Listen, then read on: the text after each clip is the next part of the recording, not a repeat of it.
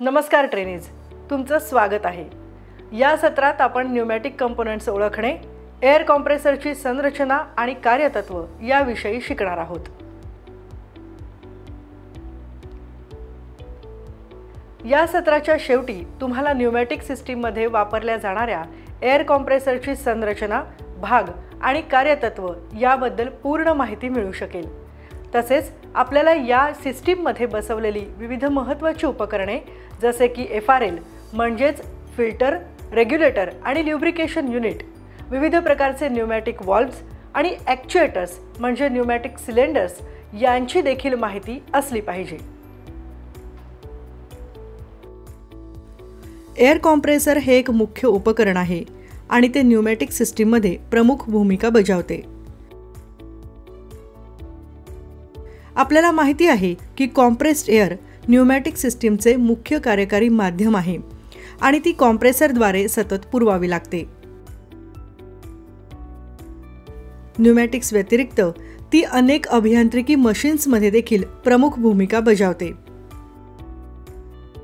Cylinder, pneumatic valves, regulator valves, drain valve आणि motor यांच्यासारखे बरेच भाग कॉम्प्रेसर कार्यक्षमतेने काम करण्यासाठी वापरले जातात। सर्वोत्तम आउटपुटसाठी सिस्टीमच्या प्रभावी आउटपुटकरिता एअर कॉम्प्रेसर त्याच्या जास्तीत जास्त शक्ती आणि कार्यक्षमतेने कार्यरत असणे आवश्यक आहे। कॉम्प्रेसरमध्ये अनेक भाग असतात, त्यांच्याबद्दल सविस्तर माहिती घेऊयात। मोटर, एअर कॉम्प्रेसरला मशीन चालू करण्यासाठी इलेक्ट्रिक मोटरची आवश्यकता असते। मोटर मुळात दोन बेल्ट, एक पुली चालवते, ज्यामुळे मोटरमधून पंप पिस्टन्समध्ये शक्ती हस्तांतरित करता येते आणि हे काम फ्लायव्हील आणि क्रँकशाफ्टद्वारे केले जाते। मोटरला ओव्हरलोड होण्यापासून रोखण्यासाठी एक महत्त्वाची गोष्ट म्हणजे मॅग्नेटिक स्टार्टर बसवणे आवश्यक आहे। टाकी हा कॉम्प्रेसरचा भाग आहे जो कॉम्प्रेस केलेली हवा साठवतो। हा एअर कॉम्प्रेसरचा सर्वात मोठा भाग आहे आणि मोठ्या संरचनेच्या गरजांसाठी ही टाकी 1 ते 10 गॅलनची किंवा त्याहूनही अधिक असू शकते। टाकी साधारणपणे स्टीलची असते। प्रेशर स्विच, जेव्हा रिसीव्हर फॅक्टरी सेट मर्यादेपर्यंत पोहोचतो तेव्हा प्रेशर स्विच स्वयंचलितपणे मोटार बंद करतो।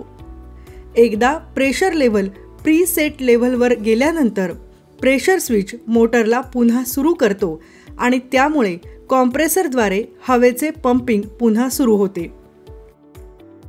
हा आपत्कालीन स्विच म्हणून देखील कार्य करतो, त्यामुळे टाकी किती दाब घेऊ शकते हे नियंत्रित केले जाते।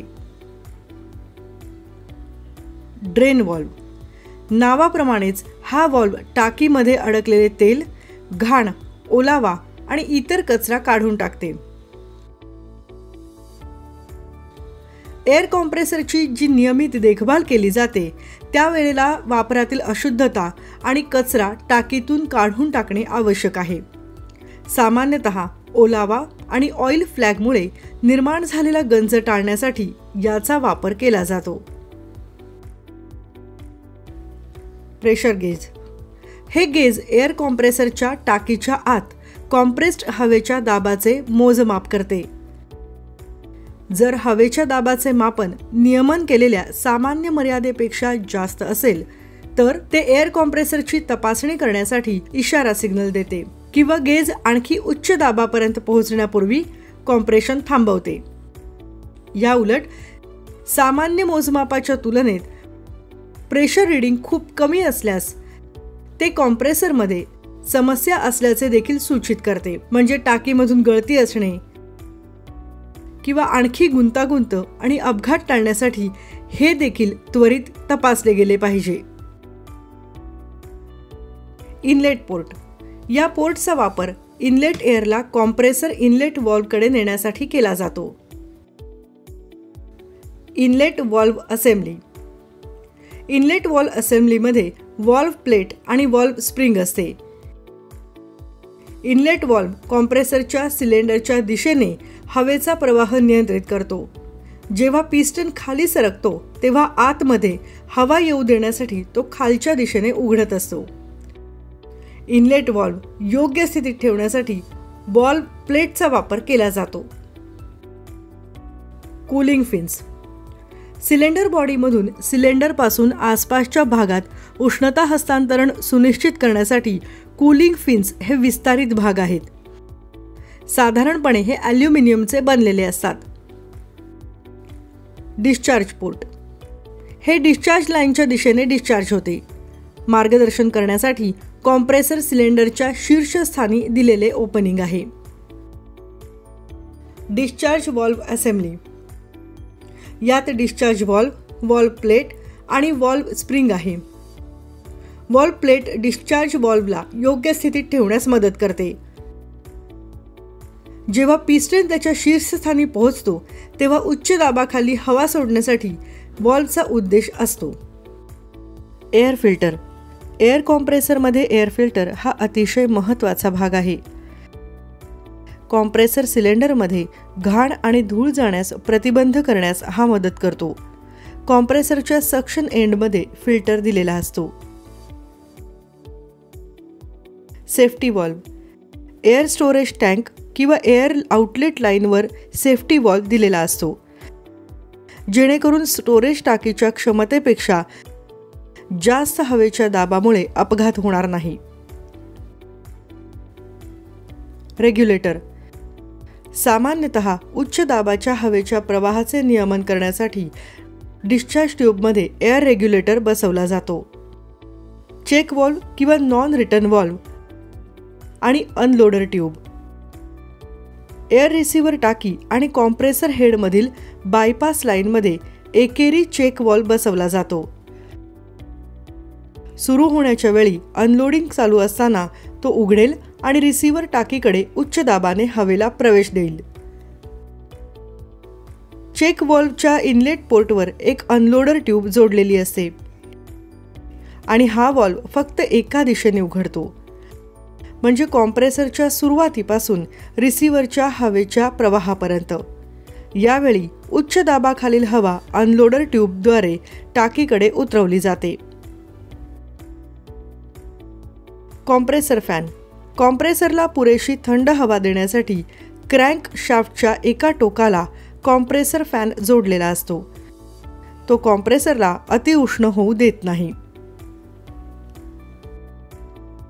एअर कॉम्प्रेसर प्रेशराइज टाकीमध्ये हवा गोळा करतात आणि साठवतात.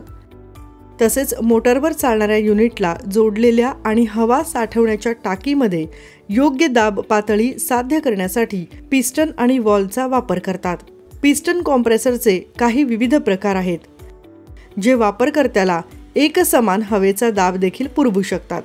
ऑटोमॅटिव्ह कॉम्प्रेसर्स.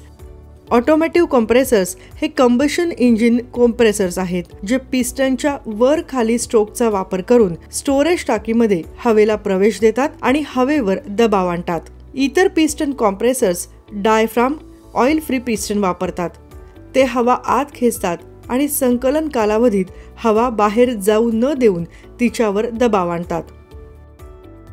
एअर कॉम्प्रेसर स्टोरेज टाक्यांमध्ये अतिदाब निर्माण करण्यास सक्षम आहेत. औद्योगिक वापरासाठी मोठ्या प्रमाणात दाबयुक्त वायू साठवण्यास सक्षम असणाऱ्या. आता कॉम्प्रेसरवर एक नजर टाकूयात. विशिष्ट कॉम्प्रेसरमध्ये कार्यरत असलेले विविध घटक जाणून घेऊ.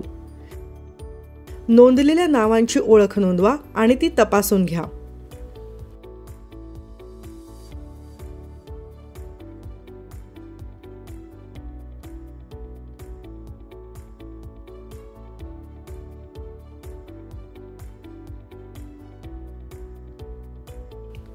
आता आपण फिल्टर, रेग्युलेटर, ल्युब्रिकेटर म्हणजे FRL युनिट पाहू. FRL असेंब्ली हे एअर फिल्टर्स, प्रेशर रेग्युलेटर्स आणि ल्युब्रिकेटर्सची प्री पॅकेज केलेली किंवा मॉड्युलर असेंब्ली असतात. कॉम्प्रेसरमधून निघणारी हवा घाणेरडी, ओलसर आणि काही प्रमाणात इतर बाह्य अशुद्धतेसह देखील असू शकते. ज्यामध्ये दाब भिन्न असू शकतात। जर ते स्वच्छ केले नाहीत तर त्यामुळे संपूर्ण न्यूमॅटिक सिस्टीमचे नुकसान होते। FRL युनिटमध्ये शोषक फिल्टरिंग घटक असलेले फिल्टर युनिट पूर्वी नमूद केलेल्या अशुद्ध घटकांना फिल्टर करते। यानंतर रेग्युलेटर युनिट सिस्टीममध्ये जाणाऱ्या हवेचा दाब नियंत्रित करते।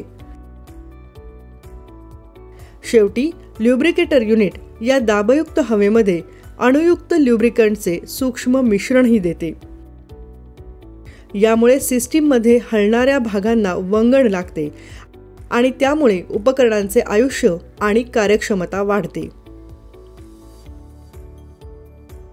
व्हॉल्व्ह म्हणजे सिस्टीममध्ये वापरल्या जाणाऱ्या द्रव पदार्थाचा प्रवाह आणि दाब नियंत्रित, नियमित, सुरू, समाप्त करण्यासाठी किंवा दिशा बदलण्यासाठी वापरली जाणारी उपकरणे असतात। न्यूमॅटिक्समधील व्हॉल्व्ह त्यांच्या कार्यानुसार गटांमध्ये विभागले जातात। ते म्हणजे directional control valves, non return valves, pressure control valves आणि फ्लो कंट्रोल व्हॉल्व्ह्ज हे असतात। न्यूमॅटिक ॲक्च्युएटर हे उपकरण उपयुक्त कार्य करण्यासाठी कॉम्प्रेस्ड हवेच्या दाब ऊर्जेचे यांत्रिक ऊर्जेमध्ये रूपांतर करण्यासाठी वापरले जाते। न्यूमॅटिक सिलेंडर्सचा वापर लिनियर, रोटरी आणि ऑसिलेटरी हालचाली करण्यासाठी केला जाऊ शकतो। न्यूमॅटिक ॲक्च्युएटरचे 3 प्रकार आहेत। ते म्हणजे लिनियर ॲक्च्युएटर किंवा न्यूमॅटिक सिलेंडर, रोटरी ॲक्च्युएटर किंवा एअर मोटर्स आणि मर्यादित अँगल ॲक्च्युएटर्स। आपण न्यूमॅटिक कंपोनेंट्स ओळखणे, एअर कॉम्प्रेसरची संरचना आणि कार्यतत्व या विषयावरील या सत्राच्या शेवटी पोहोचलो आहोत। न्यूमॅटिक सिस्टीममध्ये वापरल्या जाणाऱ्या एअर कॉम्प्रेसरची संरचना, भाग आणि कार्याचे तत्व तुम्हाला आत्तापर्यंत माहिती झाले असेल आणि या सिस्टीममध्ये समाविष्ट विविध महत्त्वाची उपकरणे जसे की FRL म्हणजेच फिल्टर, रेग्युलेटर आणि ल्युब्रिकेशन युनिट, विविध प्रकारचे न्यूमॅटिक व्हॉल्व्ह्ज आणि ॲक्च्युएटर्स म्हणजे वायवीय सिलेंडर्स यांच्याविषयीही जाणून घेणे आवश्यक आहे।